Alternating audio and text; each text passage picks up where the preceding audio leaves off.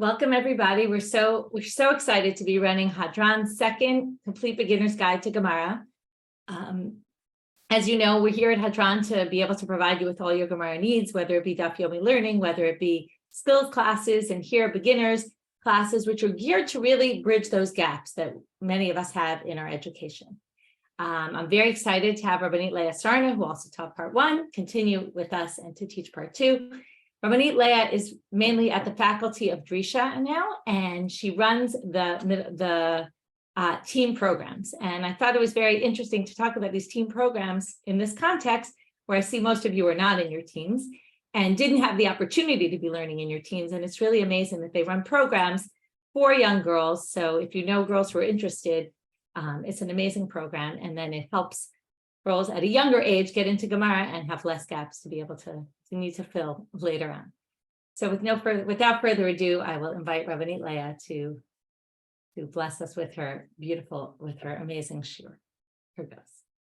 Thank you so much, Rabbanit Michelle. So glad to be back with the Hadran community. I know last time a lot of people mentioned to me that the material we covered together was so helpful and helped them really understand what they were learning in the daf every day with Rabbanit Michelle. So I was so honored to be able to contribute to people's learning journeys in that way. And hopefully now with part two, we'll only just take that to the next step, to the next level. And I'm just really, really thrilled to be doing this with you. So the way this is going to work is that I'm just going to talk with a slideshow for the next little bit. And then at the end, we'll take questions. We'll stop the recording and then we'll start a new one and take questions. And when we're taking questions, we'll do those out of the chat. So if you have questions, write them down for yourself, save them somewhere. And then when we get to the question part, you'll put those into the chat and I'll answer maybe a few at a time, or if a few people have the same question, we'll talk about that. We'll be able to talk about that all together. And then we'll do about maybe 10 minutes of questions at the end. So that's just how this is gonna run. And you don't need to have any handouts. So I know sometimes people are like, oh, I didn't. What do I need to have printed in advance or anything like that? We're just gonna share it all on the screen and these beautiful slides that Maggie made for me. So you can definitely, send her a note afterwards telling her how amazing of an artist she is. And here we go. Okay, so we're talking today.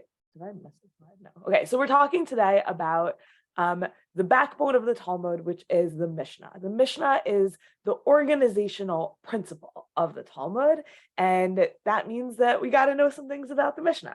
So the first question is, when is the Mishnah compiled? And if you want to know about all the stuff that happened before the compilation of the Mishnah, definitely check out the first session that we did together, which is where we drew up this beautiful timeline.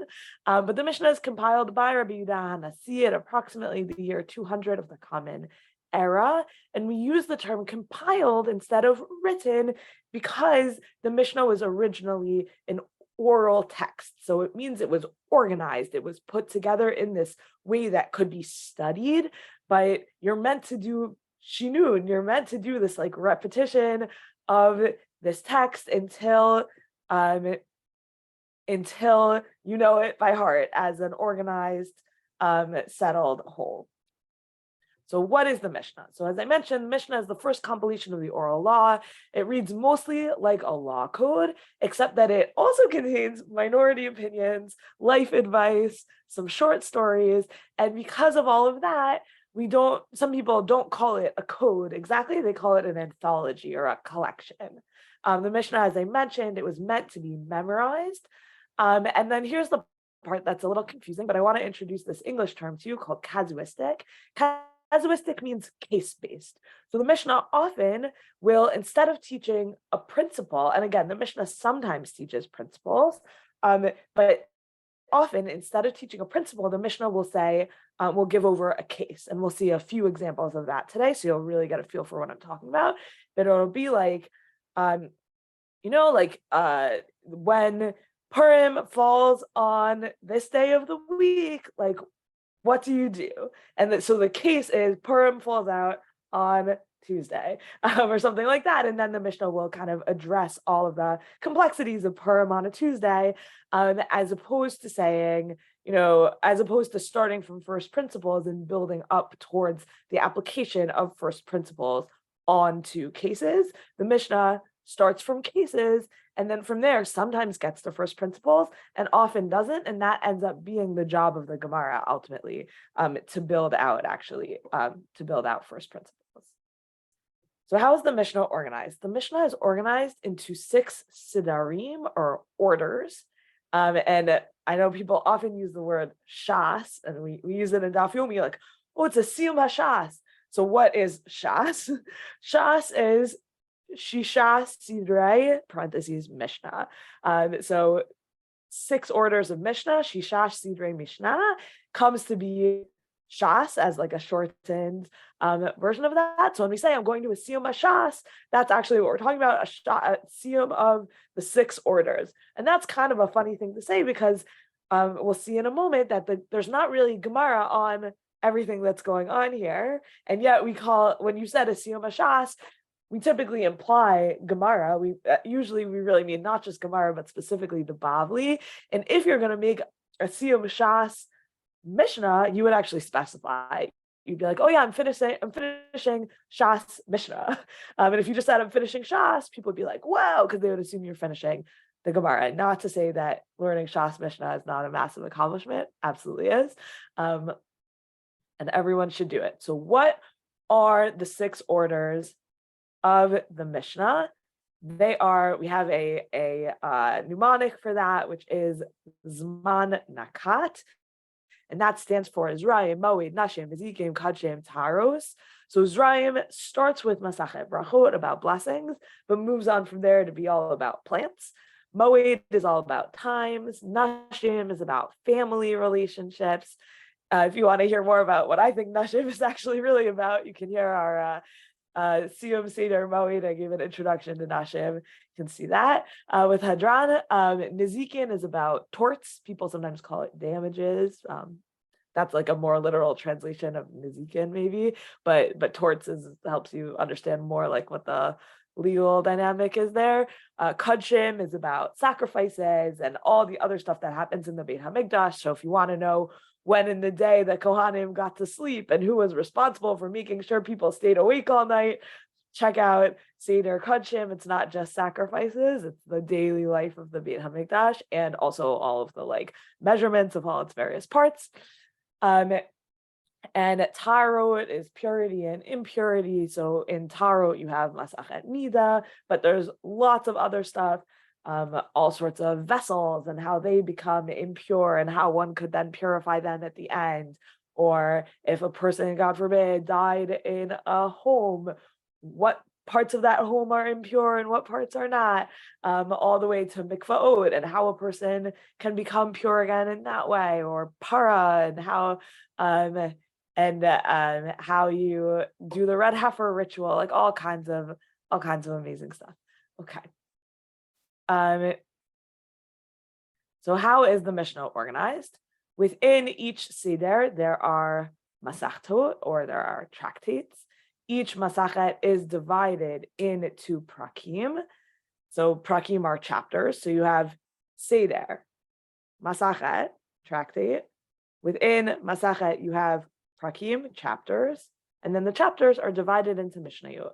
There are 4,192 Mishnayot in all of Shas. So if you're going to say, oh, it's just Shas Mishnah, as I said before, that's a wrong thing to say. It's a massive accomplishment to learn the Mishnah, 4,192 Mishnayot. The tractates are mostly organized by length, but there are exceptions. Masachet Brachot, let's say, is a huge exception. And that means that if you think the organization of tractates is exclusively about length, you must be wrong. And many Jewish thinkers, the Rambam, for example, they like to make meaning out of the organization of the masachtot that are within each Seder. So instead of just saying, and we'll look at an example of this in a second, but instead of just saying it's organized by length. So here is Seder Nashim, for example. You have Yevamot, that is 16 chapters, Ketubot, 13 chapters, Nadarim, 11, Nazir, 9, Sota, 9, Gittin, 9, Kiddushin, 4. So if I said to you, what's the organizational principle of Seder Nashim, you would just say, oh, it's organized from longest to shortest. And that's what many scholars think. But the Rambam says, no, there's way more going on here. There's much deeper meaning. And he says, right, let's talk about it. Why is Yavamo first? And he answers, Nasazah mipnei shehanisuin hu davar omed birshut adam veritzono ve'en labetin lachuf adam ad sheyisa isha. Marriage is something that stands in the discretion of a person, of a man specifically in his will. So the court's not able to coerce a man until he marries a woman. Aval hayibum hu muchrach la'asoto, but with levirate marriage, he's compelled to do it. He has to do it. And so starting with things that are compelled before things that are not compelled is correct and fitting.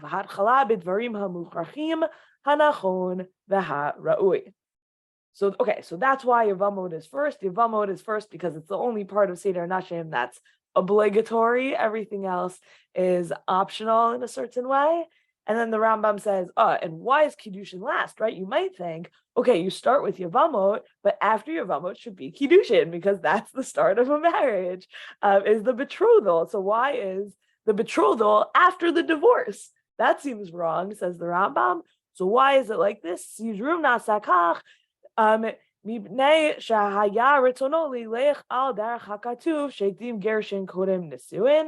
order, Siduram was made like this because it was his desire, his meaning Rabbi Yudah Nasi, to go according to the order of scripture, which has divorce preceding marriage. V'hu masha amar Kadosh Baruch Hu, and this is what the Holy One said. V'katav la sefer kritut, he writes her a bill of divorce. V'natan biyada, and he hands it to her. V'yatzam mibeito v'alcha v'aytal ish acher, and then she leaves his household and she becomes the wife of another man. So in Devarim 24, you actually have divorce preceding betrothal and marriage. And so says the Rambam, when Yudah Nasi was organizing Seder Nashim, he put Kiddushin after divorce because that's what the Torah did also. So again, when you're asking about what is the organizational principle of the tractates within each Seder, within each order, you might say they're organized by length, and you might say, no, there's like a real deep meaning here. And you might say both, right? So even when scholars who say, yes, they're primarily organized just by length, but then you have the outliers like Masachet Brachot coming at the beginning of Zraim. You have the outliers, and maybe they'll say, oh, it's because, like, of course Masachet Brachot needs to be first. Of course you have to start with blessings. So even people who are hardcore in that it's just organized by length, when you get to the exceptions, that's when you realize, oh, there's also some real like meaning and beauty going on in the background here. And that's good because it's Torah and it should be meaningful and beautiful.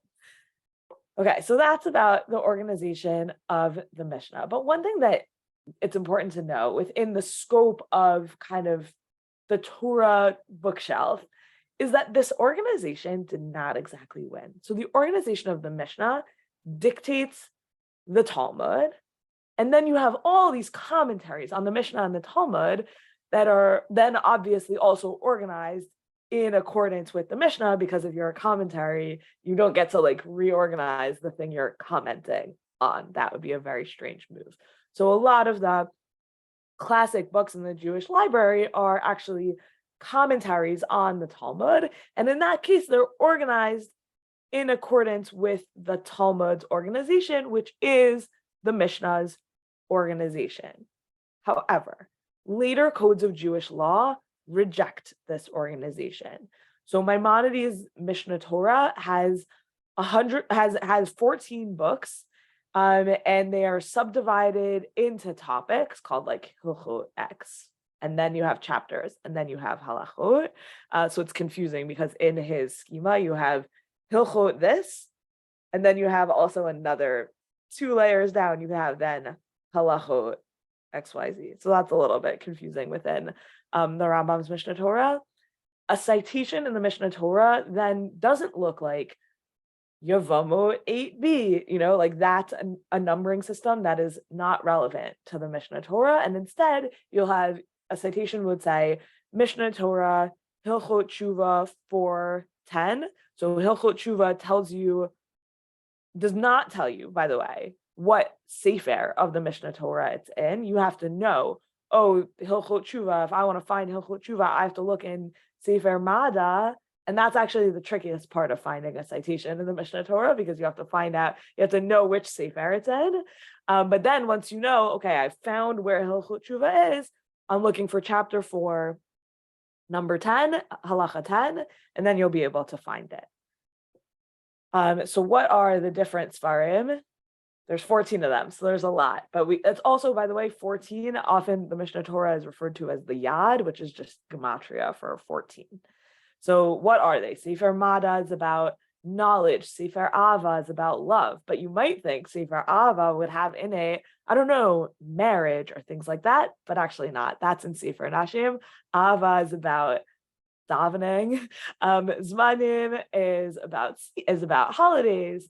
Nashim is then like marriage and divorce, and onwards from there. But they divide up, right? In the Mishnah, Sefer Nashim, just because we're talking about Nashim and we're learning Nashim now, so I'm focusing on it. Right in the Mishnah, you have Seder Nashim, and included in Seder Nashim, as you probably are aware, is Nedarim, is Nazir, but not so in the Rambam. So the Rambam has Sefer Nashim, family relationships, and then he has Sefer Hafla, separation, vows. And that's where you find Nedarim and Nazir in the Rambam.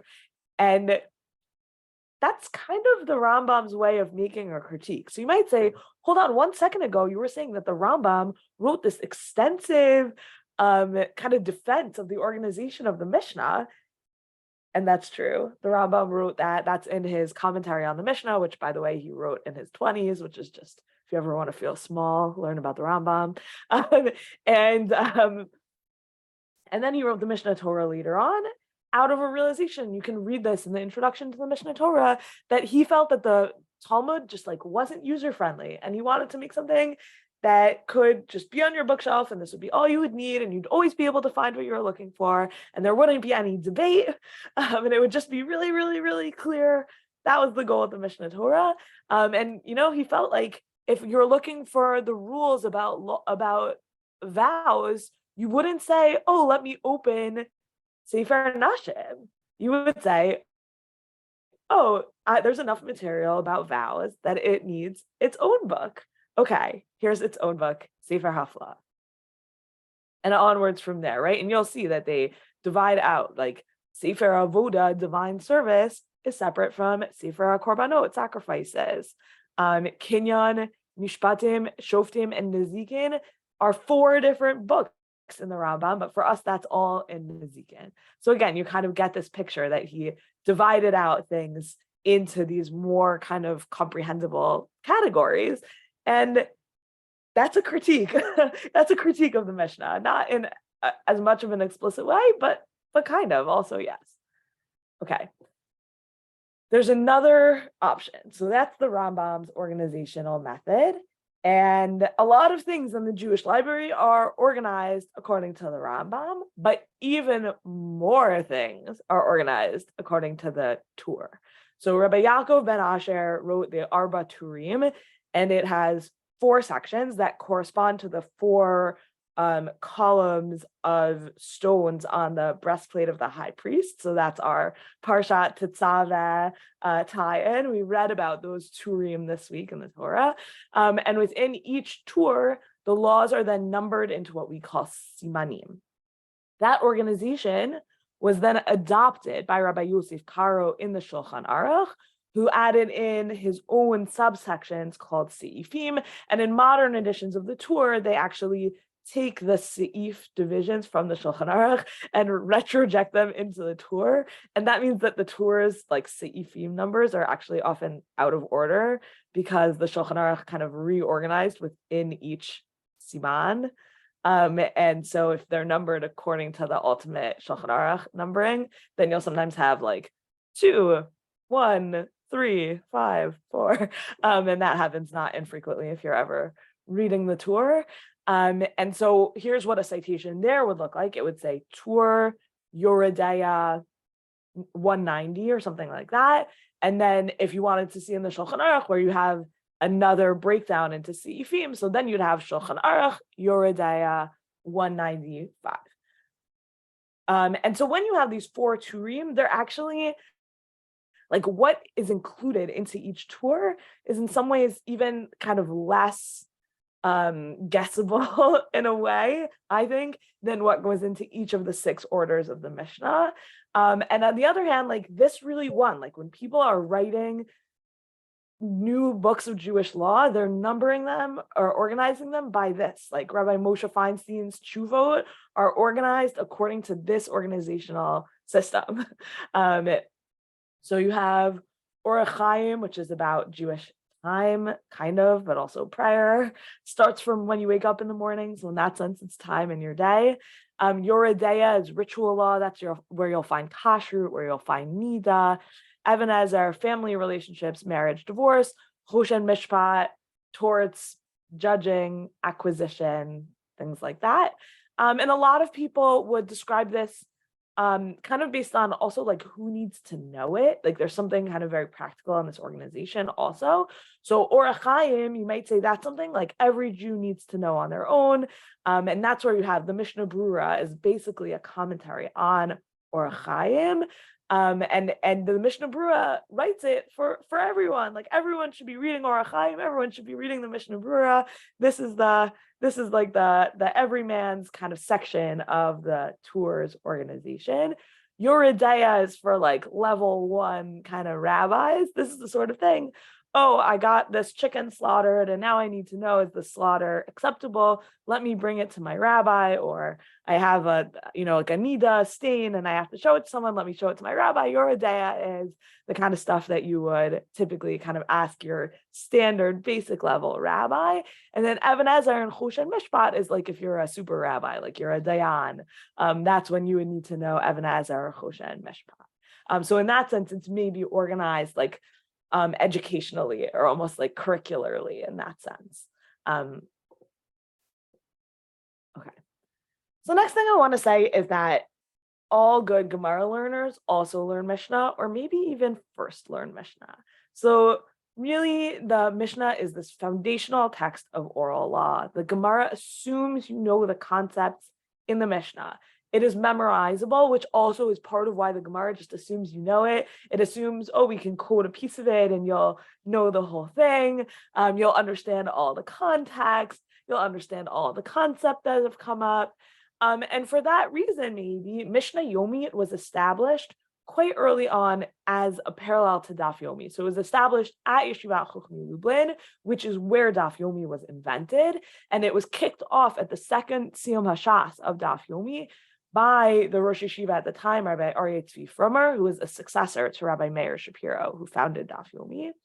The current cycle, there are a few different cycles I should mention. So if you're like, oh, I want to join a cycle of Mishnah Yomi, you might find, just like flagging it, that you might find different options out there. That's okay. But one version of the current cycle began December 25th, 2021, and it goes at a pace of 2 Mishnayot a day over approximately 6 years. It is truly possible to learn the entire Mishnah in a year. I had friends who did that during their gap years in Israel, for example. And I think learning the entire Mishnah at a pretty serious pace, if you have a long future ahead of you as a Gemara learner, is just incredibly valuable. Because as you all know, because you're all Gemara learners, the Gemara just like jumps from one thing to the next and assumes that you have all of this context that I know that Rabbanit Mishal brings to her Gemara class every single day because she knows all this stuff. And one of the best ways to really feel like you have a firm kind of basis in your Gemara learning is to really be familiar with the whole, Mishnah. So where do you find the Mishnah in the pages of the Vilna Shas? You find it in this middle section. It'll always have this bolded matnitin at the top, which is an abbreviation that means our Mishnah. I should mention before, when we talked about this last time also, that I just mentioned that there's these 2 other numbering systems, right? You have Maimonides' numbering system and the Tours numbering system. So if you ever wanted to know, how do I find from one to the next? Well, if you're sitting in a page of the Vilna Shas, you can always find the corresponding citation in the Rambam and in the Tur over here in the Ein Mishpat, which is our little orange guy over here. So that's just, by the way, there's a few ways, and then you can go backwards also. There's commentaries on the Rambam that cite all of his sources, commentaries on the Torah that cite the Torah sources. So you can always find ways to go from one numbering system to the other. And that's a really valuable kind of skill to learn how to do. Not all of the Mishnah appears in the Gemara. So I mentioned this already. There are entire tractates of the Mishnah that have no Talmud Bavli or Yerushalmi. That said, those Mishnayot are no less important. The Talmud absolutely assumes that you already know them, and they appear actually in really surprising places. So this is just an example from Bava Metzia. We're discussing Hashavat Aveda. We're talking about the mitzvah of returning lost objects. And in particular, it's talking about this kind of complex concept that we'll get to when we open up Bava Metzia, called Yeush Shelo Midat, despair that is not conscious. Like, do you have to know whether you despaired of something or not in order for it to count as despair? Whatever, you'll see it in the context, and it's a really, really cool and interesting subject. And seamlessly, the Gemara goes from this important concept in the returning of lost objects, super relevant, super a value that we all have. I know my local Lower Merion Jewish WhatsApp group, people are doing Hashavat Aveda all day long. Found a pair of gloves on a hedge outside my house. Whose are they? And right, always, always, always returning lost objects. And wouldn't you know that the Gemara in Bava Metzia says, yeah, really, in order to understand the laws about returning lost objects, you need to know this idea from the Mishnayot of Masachet Machshirin, about produce that has gotten wet, and once it gets wet, it's susceptible to impurity in a way that it wasn't before. Now, there is no Bavli and no Yerushalmi on Machshirin, but in order to understand a concept in the laws of returning lost objects, you need to know the Mishnayot of Machshirin, which is just raises the bar in terms of really learning Gemara. You gotta also be able to hop over into the most kind of seemingly random parts of the Mishnah. But without that, says the Gemara in Bava Metzia, you can't really get your hands around this concept that is core to our understanding of the laws of returning lost objects. But a great tool that we have at our hands now is Sefaria, as I'm sure many of you know. And in Sefaria, you can always, let's say you're learning this text in Bava Metzia, and you have a sense that this is talking about a concept I've never heard of. In this case, the concept is, right, the Gemara says, Tashma udeu hatal alehem, come in here if dew is still on it, v'samach, and he's happy, hareza b'chiyutan, then it counts as water is placed on the thing. So what are we talking about? And we're in Gemara, and we're in the Gemara Bava Metzia, and all of a sudden we're talking about water on an item, on a produce, and you're happy about it or not happy about it. What's going on? Well, on Sefaria you can look, and it'll tell you what it's referencing. So it'll have a Mishnah connection. You just click on the Mishnah, and that will take you to Machshirin 6.1, and they have it all in translation over there, and you can wise up on the concept inside Machshirin and then hop back over into the Gemara. But obviously, the best way to do it is not to be sitting in the Gemara and be like, wow, this is a Mishnah I've never heard of. Let me open up Machshirin, but to already be conversant in Machshirin because you fought your way through it as a Mishnah learner. Okay, so the next thing we're going to do is, when I was preparing this, Rabbanit Michelle said, just remember, these are Gemara learners. So as much as you want to pitch Mishnah learning because you love the Mishnah, remember that it's a Gemara class, so we're going to talk about Gemara things. So the Gemara has a set of questions, and I'm not going to give you a conclusive list of those questions, but the Gemara has a whole bunch of questions that it commonly asks about the Mishnah. And I think kind of through looking at some of those questions, we'll come to learn a little bit about what the Mishnah is and how it works. And then also some of the Gemara's kind of common frustrations with the Mishnah. Because remember, if the Mishnah were a perfect text, then the Gemara wouldn't have to exist, right? Why would it need expanding on? But actually, says our tradition, no, there's so much conversation to be had in addition to the Mishnah. Wow, we must need the Gemara. And then there's so much conversation to be had in addition to the Gemara. There must need to be 1,500 years of commentary on it. So here we go. So questions the Gemara might ask about the Mishnah. We're going to look at a bunch of questions. For each question, we're going to look at an example. So here, the first one I want to say is matnitin mani. According to whom is the Mishnah?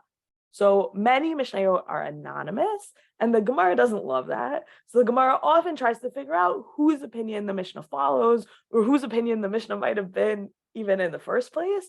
And the other term I want to introduce you to is the term of Tana Kama. That's the anonymous first voice in the Mishnah.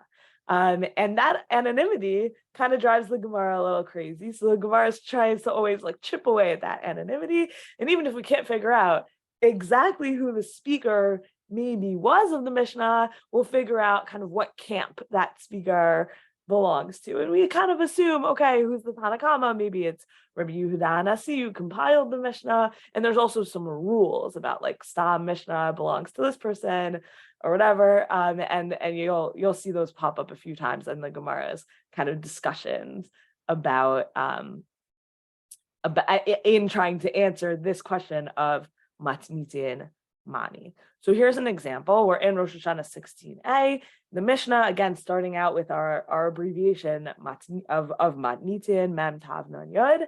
The Mishnah says, "Ba'arba'a prakim ha'olam nidon." At 4 times of the year, the world is judged. The Pesach al haTvuah, Passover, there's judgment concerning grain. Ba'atzaret al peirot ha'ilan. On Shavuot, concerning fruits of the tree. Berosh Hashanah, kol ba'ei olam ovrim lefanacha kivnei maron. On Rosh Hashanah, all creatures pass before God like b'nei maron, maybe sheep. There's a few other translation possibilities for that. And we have actually here a source text in the Mishnah. Hold on to the fact that is quite unusual that we have a pasuk in the Mishnah. Hayotzer yachad libav mevina kol ma'aseyam. He who fashions their hearts alike, who considers all their deeds. That's what happens on Rosh Hashanah. Uvechag on Sukkot nidonim al hamayim. They are judged concerning water. So we have this idea that there are 4 times a year when the world is judged. And the Gemara says, asks our question, mani manitin. I introduced it with the words the other way. They appear both possibilities, matnitin mani or mani matnitin. They mean the same thing. Whose opinion is expressed in the Mishnah? And then the Gemara says, Lo Rabbi Meir, Lo Rabbi Yehuda, Lo Rabbi Yossi, Lo Rabbi Natan. The Gemara says, it's not Rabbi Meir, it's not Rabbi Yehuda, it's not Rabbi Yossi, and it's not Rabbi Natan. It goes on to explain each one of them seems to have a contradictory opinion. And then eventually the Gemara settles on its kind of best guess as to whose opinion the Mishnah aligns with. But when the Gemara does that also, in this interest in matnitin mani, like whose opinion, who is the Tanakama, whose opinion is the Tanakama, that's also an interest in the compiler. That's also an interest in Rabbi Yehuda HaNasi. Why did he choose this opinion, right? We know it's not all these 4 other people because of things that they said that contradict, which means that the Mishnah is expressing one voice out of many. And the Gemara, first of all, wants to kind of blow open that conversation and say, yeah, it's actually not just this opinion. There's all these other ideas and concepts and early Tannaitic opinions that didn't make it into this primary voice in the Mishnah. And then also kind of, well, why did this end up being the Mishnah? Which is also a really interesting like project within the Gemara. Okay, next, Uraminhu. Pit them against each other. Rami means to like do like that. That's the Rami hand motion. So Uraminhu, or if you're an academic, you might want to say Veraminhu. I think Israelis maybe sometimes also say Veraminhu. In American yeshivas, we say Uraminhu. And this is a term the Gemara often uses when a Mishnah contradicts another Tannaitic statement, either a Mishnah or a Breita. So if the Mishnah contradicts another earlier statement, the Gemara is going to say Veraminhu or Uraminhu, pit them against each other, the Mishnah and this other text. And then it's going to go on to discuss and maybe try and understand how those 2 texts are really different from each other, or they represent different opinions, or all sorts of possibilities. And we'll talk about those possibilities later. So here's an example. This is the first Gemara I ever learned, and I was saying it to Rabbanit Michelle, and she said, oh yeah, me too. So it has a very big place in my heart. And the word Uraminhu has a very big place in my heart. First word of Gemara I ever learned. So here's the Mishnah. Tfilat HaShachar ad chatzot. The morning prayer can be recited until noon. Rabbi Yehuda Omer ad arba sha'ot. Rabbi Yehuda says it can only be recited until 4 hours after sunrise. And the Gemara says, or minhu mitzvata im hanitza chama mitzvata im hanitza chama kadeshi yismoch geula l'tfilah v'nimtza mipalal bayom. So the Gemara says, pit them against each other. The mitzvah is to recite the morning Shema with sunrise, and then he'll juxtapose redemption, which is mentioned in the blessings following the Shema, to the Amidah prayer, which will be recited immediately after sunrise, and then he'll find himself praying in the daytime. So the contradiction between the Braita and the Mishnah is, the Mishnah says, oh, you have hours and hours to recite the morning Amidah, and the Braita implies that it needs to be recited sunrise, boom, morning Amidah, because the Braita has this idea that you're going to say Shema right before sunrise, then the sun is going to rise and you're going to say the morning Amidah, which is a very beautiful idea, by the way. A very beautiful idea that every Jew should start their morning in exactly this way. There's dawn, you get up, you get dressed, you say your bracha, you're saying Kriyat Shema right before sunrise, the sun goes up, the first thing you do is say the morning Shema. Like, what an exceptional and like nature attuned way to live your Jewish life. That's the image that this Braita has. And it's an image that appears a few times throughout Masachet Brachot, like a version of the Jewish morning that's just extremely attuned to where the sun is in the sky. You can imagine, like the sky turns purple and that dictates exactly what words are coming out of your mouth. Very beautiful idea. And it contradicts the Mishnah.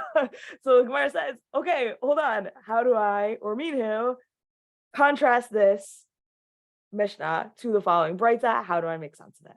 That's a very, very classic Gemara kind of question. Okay, next. Hagufa kasha, the text itself is difficult. So Urminhu says, contrast the Mishnah to a different source, to a different Mishnah, to a different Braita. Hagufa kasha says, who cares about a different source? Inside this Mishnah, there is a contradiction. Ha-gufa kasha, the text itself, guf itself, its body, is difficult. Kasha, difficult. All right, so here's an example from Ketubah 110b. Okay, so we're talking about paying up on an owed ketubah. So if you have a divorce, then the husband owes the wife a certain amount of money as dictated by her ketubah.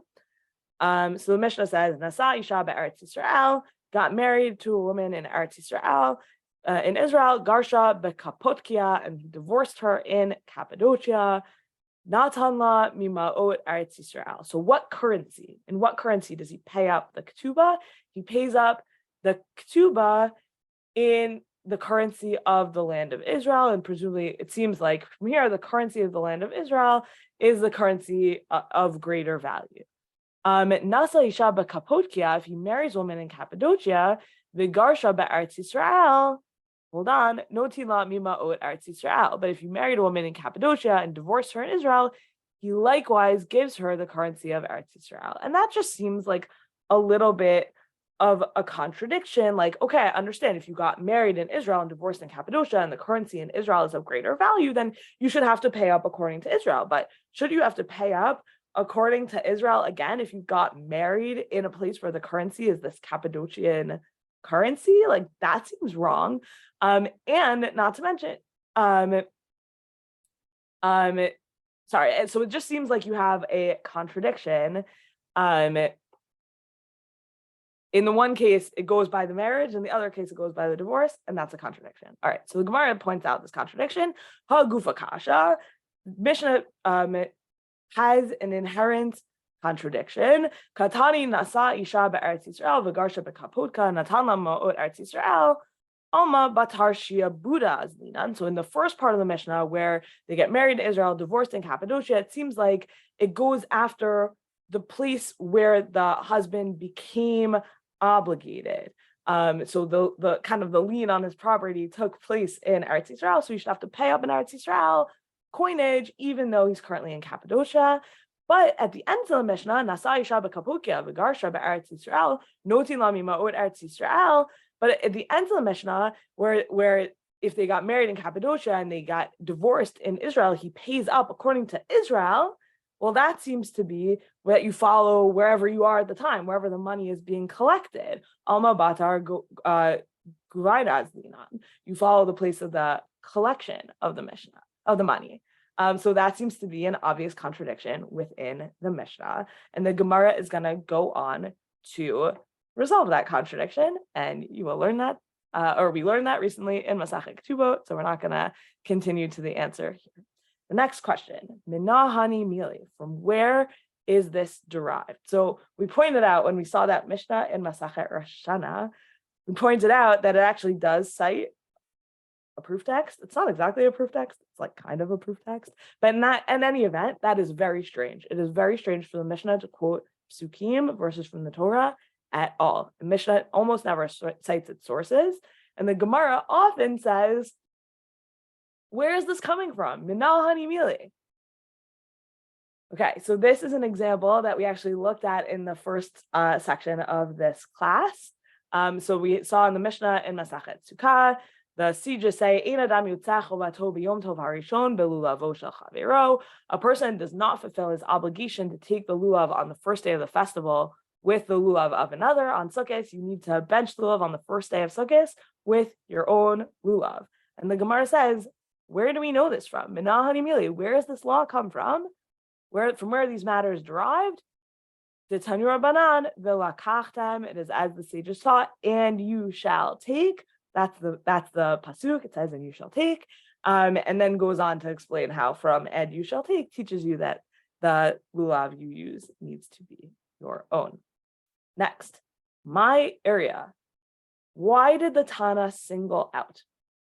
Okay, so this is a little bit of an interesting question. And for this question, I want to go back to what I was saying at the beginning about the Mishnah being casuistic, the Mishnah being about cases. And this question of my area, by the way, I should mention, this question comes up a lot in the Gemara, and it's not only about Mishnayot. This is one of the Gemara's kind of go-to questions. Why did X? So in this case, it's the Tana single out. It can be about an Amora also, but why this case and not lots of other cases? And this is also a way that the Gemara starts to try and push at like bigger concepts than maybe what are contained in the Mishnah. Why this case and not some other case? And in that distinction, either says, well, they just picked this case, or they say, oh, actually, because here's the greater principle at play.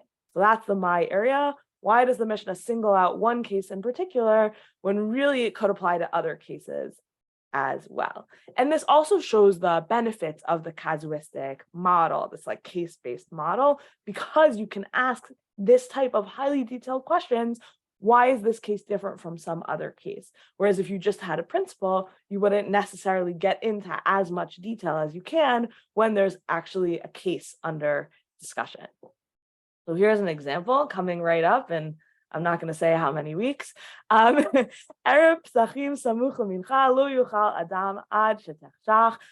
eve of Passover, adjacent to Mincha time, a person may not eat until dark, because you're supposed to go into Pesach hungry. You're supposed to be excited to eat the Korban Pesach, whatever, and matzah in our day. So Gemara's opening question, my area arvei psachim. Why are we discussing this halacha particular with regard to the eves of Passover? Afilu arvei Shabbatot v'yamim tovim nami. Even on Friday afternoon and the eve of other festivals, you're also not allowed to eat late in the afternoon because you're supposed to go in hungry. I always, this is like just one of my favorite things to teach about like food and its relationship to our holidays and how it's actually like really essential. And you're supposed to feel Erev Chag, you're supposed to feel the eves of holidays in your tummy. Like, oh, it's not the thing yet. The thing is coming after sunset and I'm hungry for the holiday to start. That's meant to be a piece of it. And the Gemara says, okay, but that's not just limited to Pesach. That I'm hungry for Yantiv isn't just limited to Pesach. That's I'm hungry for Shabbos. I'm hungry for Rosh Hashanah. I'm hungry for Sukkot. Why just Pesach? And it goes on to explain why maybe the Mishnah uniquely here brings out Pesach, but then also goes on to discuss the rules about all those other days in our calendar as well. Okay, so I just want to bring in like a few answers that the Gemara, a few types of answers, models of answers that the Gemara might offer to some of these questions. So one thing that the Gemara does, and this is very sneaky, I feel like I've talked about a lot of sneaky things, like when Maimonides or the Torah like rearranged all of Jewish law, like kind of sneaky, So this is the Gemara being sneaky on the Mishnah. The Gemara has a flex, which is Chisure Machzara V'Hachiktani. The Mishnah is incomplete, and it should teach as follows, right? It teaches as follows, and this is the Gemara's way of suggesting an emendation or a fix to the Mishnah. This is not something that appears like one or two times in the Bavli. This happens actually a fair amount, where the Gemara just suggests, oh, really? Like the Mishnah, there's a problem in the Mishnah, and we're going to fix it by tweaking the Mishnah a little bit. Fascinating. All right, so our example here is a little bit complicated, but I like that it is about Megillah, which we're going to be reading this week, so that's why we went with it. But also all of these cases are a little bit complicated because to merit a fix in the Mishnah, an emendation of the Mishnah, the case it has to, you have to work for it a little bit. Okay, so this is actually a Gemara in Brachot, but it's quoting a Mishnah in Megillah 19b. So the Mishnah in Megillah 19b says, "Hakol ksherim likrot et hamegillah." All are fit to read the Megillah, chutz michere shota v'katan, except a deaf person, a shota, which is a person with like maybe severe cognitive disabilities, and a minor. Rabbi Yehuda machshir bekatan, and Rabbi Yehuda deems a minor fit. You'll notice, obviously, what's missing from this list that sometimes is on it, or women. That's, see other classes about that. Okay, so the Gemara in Brachot says, "Man tana cheresh diavad nami lo." Who is the Tana who holds that even after the fact, the reading of a deaf person is not valid for the Megillah, and says, oh, maybe it's Rabbi Yehuda. Maybe it's Rabbi Yehuda, Dilma Rabbi Yehuda. Maybe it's Rabbi Yehuda who says, yeah, if you heard the Megillah read by a deaf person, usually we mean like a deaf mute person here, but it's hard to say that you heard a Megillah read by a deaf mute person, which is why here we're just going with the translation of deaf. If you heard the Megillah read by a deaf person, who holds that it did not qualify? You have not fulfilled your obligation in Megillah. Maybe it's Rabbi Yehuda. But then the Gemara says, Umi matze l'ukma Rabbi Yehuda. Hold on. Can you really establish that the first clause of the Mishnah is in accordance with the opinion of Rabbi Yehuda? V'hami de katani sifa Rabbi Yehuda machshir bekatan. But from what it's taught in the latter clause of the Mishnah, that Rabbi Yehuda deems a minor fit to read Megillah, Miklal derisha lav Rabbi Yehuda he. It seems to show, right, if the second half of the Mishnah is, you have a statement by the Tanakama, and we're interested, by the way, this is our Man Tana, who taught it. That's the same question as Manit and Mani, right? Who taught that part of the Mishnah?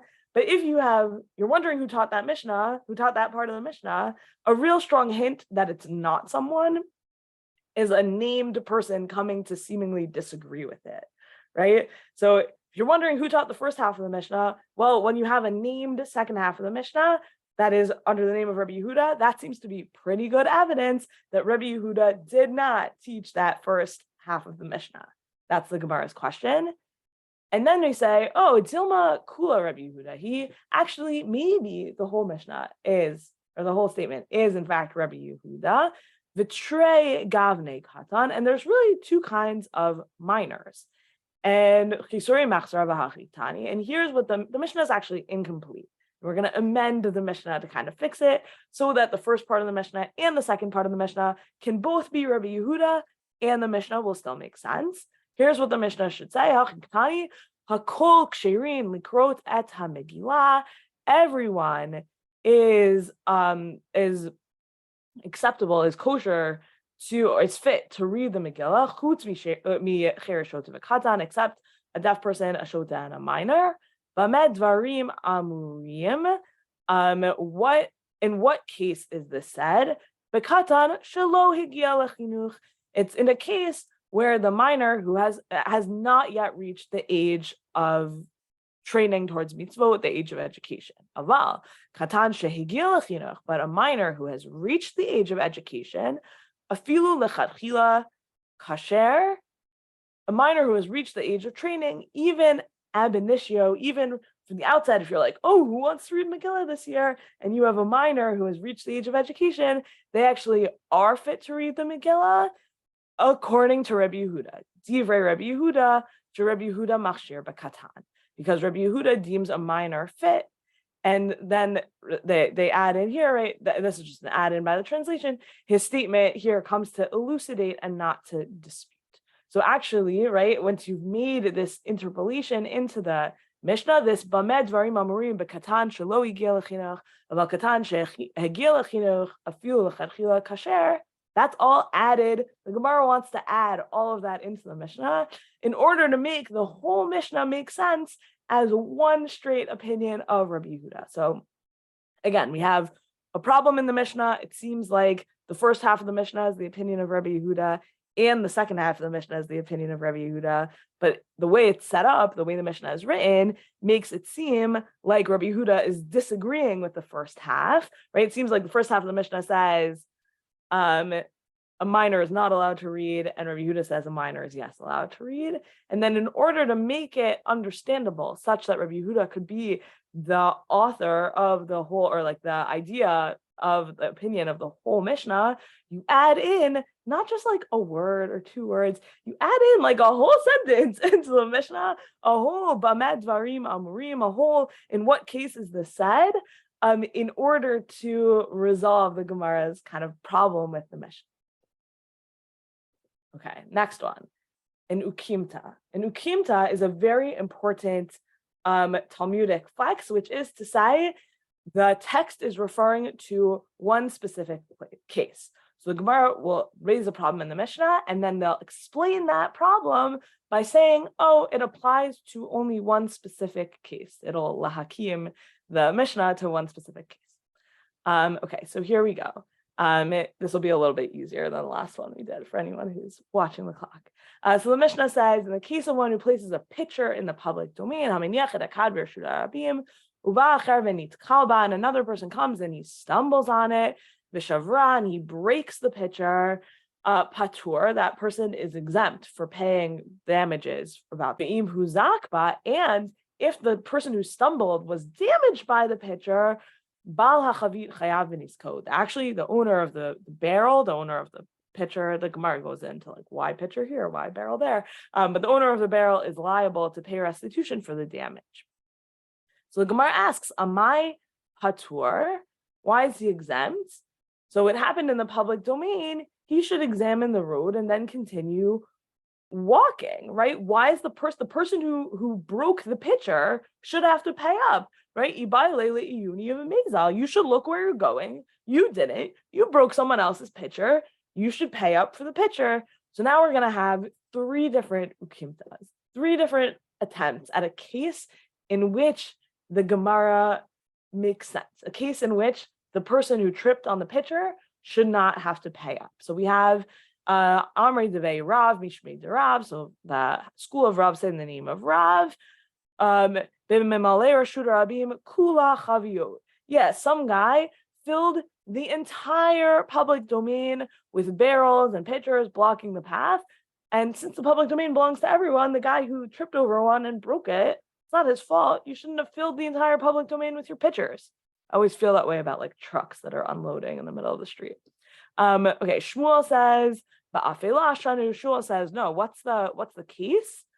Shmuel, so each of these people, by the way you would say it is Rav is making a new kimta. Shmuel is making a new kimta. Rabbi Yochanan is making a new kimta. To make a new kimta is to say, here's the case in which this Mishnah makes sense, which this text is referring to a specific case.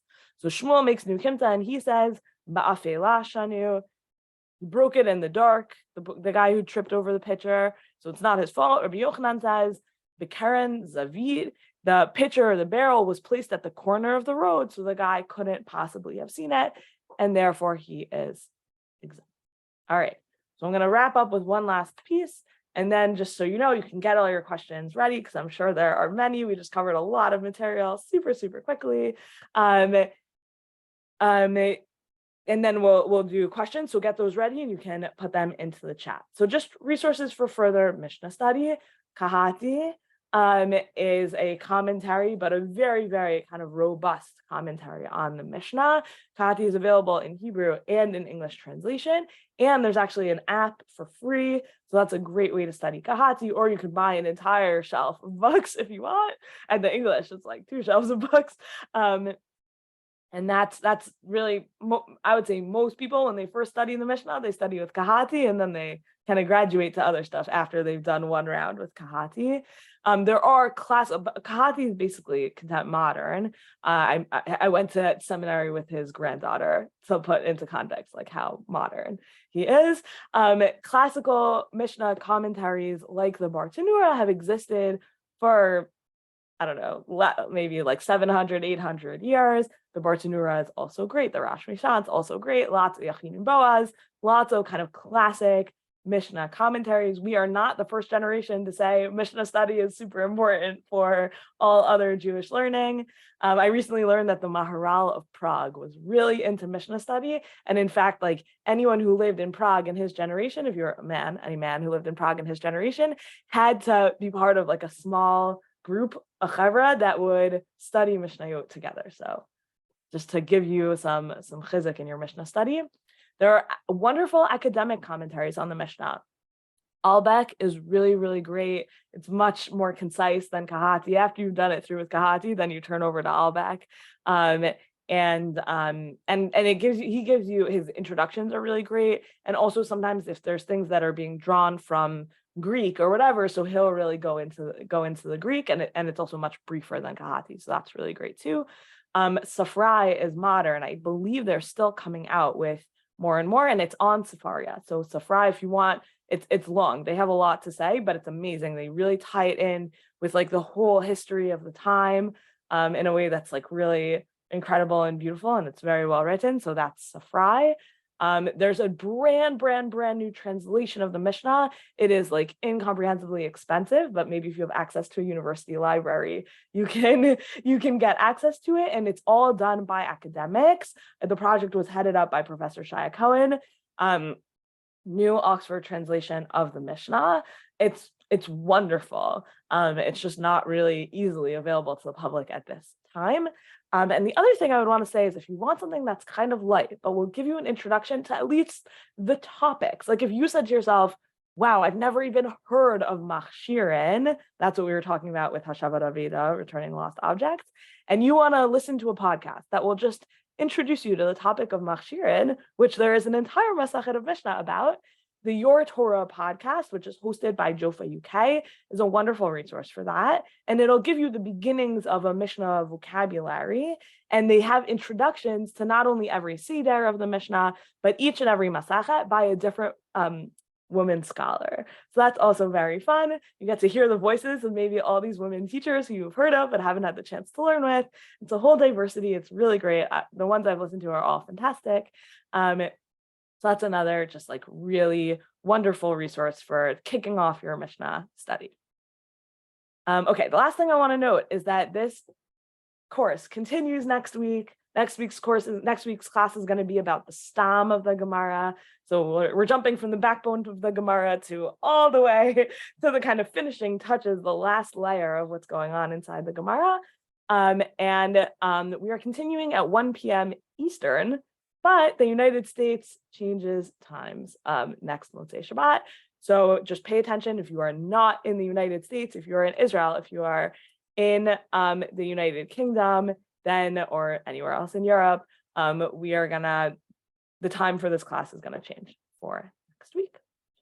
Okay, so I think at this point, Maggie is I'm going to stop sharing my screen. Okay, so is the Safrai in English translation on Sefaria? No, it doesn't exist in English translation, or at least not until you write it, but that would be a great project for somebody. It would be a good service to the Jewish people because the Safrai commentary is phenomenal. Is there an equivalent of Kahati that's in English? Yes, all of Kahati is translated. So it's literally Kahati, but in English. And that was like a huge project, and you can buy it in hardcover and put it on your shelves or on the app. all of Kahati is available in English for free, including a translation of the Mishnah that comes along with that. Is there an app that is like the Frank Dictionary so you can pop in a word? I'm having trouble keeping track of all the terminology. I wish there was. So hopefully someday Safario will do with the Frank what they have already done with the Jastro, which is like put it all on Safaria and make it all linked and searchable and beautiful. That said, until someone puts another question in here, I'll just keep talking about how much I love the Frank. The Frank is really great and was actually really useful for me even in preparing this, because when you come up with a term like the ones we looked at today, and you look them up in the Frank, you'll notice that, oh, you're not going to really be able to see this, right? But the Frank, it's not just like a 3-word translation, and this is what the Frank looks like. This is what the Frank looks like. It's not just like a brief translation. He actually gives examples. So you look it up because you're learning Nazir or whatever it is, and then the Frank will give you an example that he thinks is like a really kind of clear, beautiful example, maybe from Sukkah or Brachot or Bava Kama or whatever. And so if you want to keep going into this term, like, wow, I'm so interested in this question, my area, you can look it up in the Frank, and he'll take you to other kind of key, clean, beautiful examples, and you can follow that actually. So if you want to just dive into, a term, the Frank has a great resource. Yes. So Rabbanit Michelle wants me to mention that learning all of these terms takes practice. There is a personality type who would say, I know, before I ever open a Gemara, I'm going to read and memorize the Frank Dictionary. You could do that. It would probably actually take you really far, but it's definitely not the most fun way to learn Gemara, and it's not necessary. That's not a traditional way to learn Gemara at all. A traditional way to learn Gemara is you open, you read. When you get stuck, you open a dictionary, you sit with a chavruta and make sure you both agree on how the dictionary definition should fit into the sentence you're in the middle of, and then you keep going. And by doing that tactile work of opening up a dictionary, Rabbanit Michelle mentioned that I teach teenagers in the summer. I don't let them use dictionaries on their phones. I don't let them use Safaria, Jastro, because the tactile work of opening up a Jastro means while you're searching through the Jastro, you say the word over and over and over in your head. My area, my area. Oh, I can't find it. Okay, I have to figure out what the root of this term is in order to find it. So then you're doing that other cognitive connection making work of, okay, I have the term. Now I know what the root is. Okay, now I figured out what the root is. And as you're flipping through, you're repeating the term to yourself a million times so you don't forget it. That work is how you learn.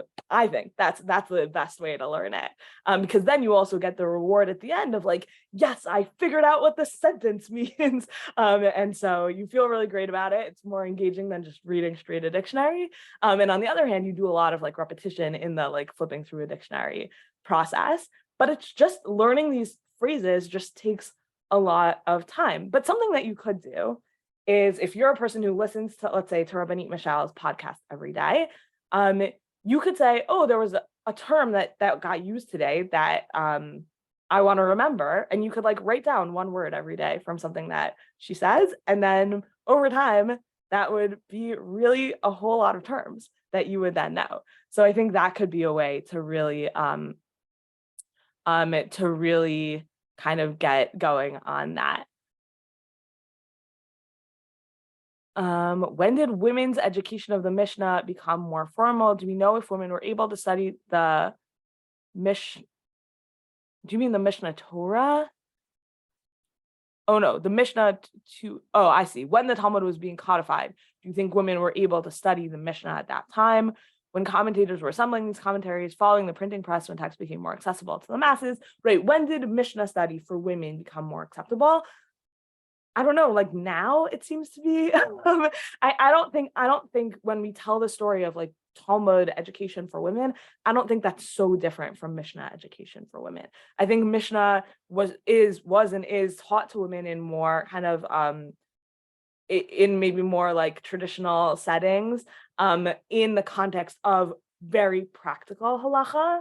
And then also like Pirkei Avot, I feel like because it has this like liturgical usage that it's studied it's studied between Pesach and Shavuos.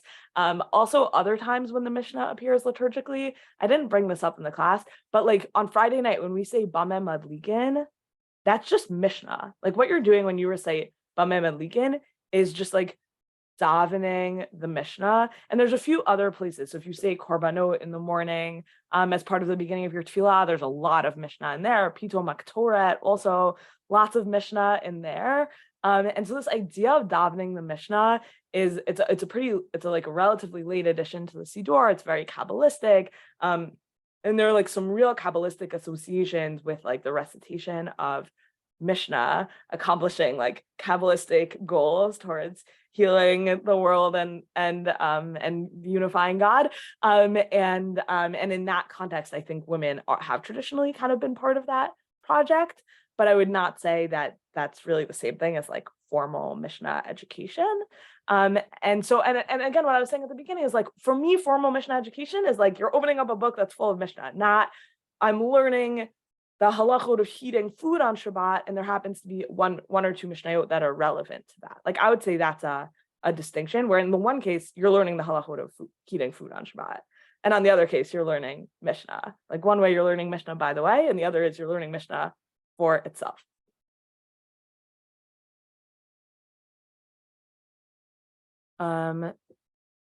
Okay. For someone in the process of learning Hebrew who has reached an intermediate level, do you recommend learning to read the text of the daily daf with or without the vowels? Jennifer, that's a great question. So one thing I said this last time also, and I'll say it again now, is that these texts, actually for the Mishnah, we have pretty early, like we have manuscripts that are pointed, like manuscripts that have vowels. But when we have Gemara manuscripts with vowels, all of those vowels are like really recent. Like Rabbi Steinsaltz oversaw the putting of vowels into the Gemara for the Steinsaltz Gemaras.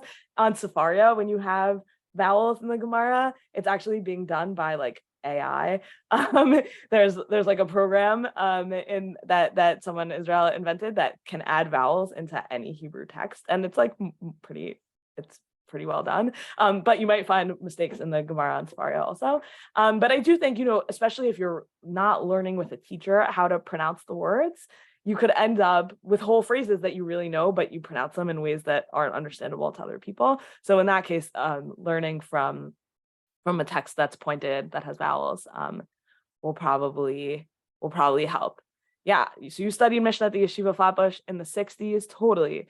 Yeshiva Flatbush, Maimonides, Ramaz, like they've all been doing great work in terms of Torah Shabbat Peh inside education for women for a long time. The other thing I would say for parents who are listening, and it looks like the questions have kind of slowed down, so maybe I'll end with this, is that like Mishnah education can start quite young, and it's something that parents and children can learn together. When I love kind of telling this story because I just think it's like really funny. When I was in like 3rd grade, there was like a clickiness problem amongst my friend group, and our parents got together and decided that the solution to our Shabbat afternoon clickiness problem was for us all to learn Mishnah together. And so we collectively, the like group of girls that I was friends with in elementary school, with one of my friends' dads, learned quite a lot of Mishnah, and we would have these siyums and like invite our friends and family to get together every time we would finish a masachet. And that was something we were doing in 3rd, 4th, 5th grade. So if you're a parent who's listening or a grandparent who's listening, like find the English with the Kahati and learn it with your kids. Mishnah is accessible. It's short. You can feel a real sense of accomplishment through it. And it'll set them up for life of learning, and it'll really prepare them to be Gemara learners down the road. And it'll become part of their identity because they did it at such a young age. Oh, I'm a Mishnah learner. And that'll be something they know about themselves. And that's an incredible gift to give someone. Oh yeah, I should have mentioned the merkava.com, also a wonderful resource. All right. So again, we're back next Sunday. If you are not in the United States, please note the time change. Please note the time change. I was going to mention there's parts of the United States that don't change the clocks, but whatever. And join us again next week. We'll be talking about the Stam, so the whole other side of the Gemara. And hopefully it will be a good time. And happy Purim, everyone. In the meanwhile. Thank you, Rabbanit Leah Sarna, and thank you, everybody, for joining us. Thank you. Will we be able to get a recording of this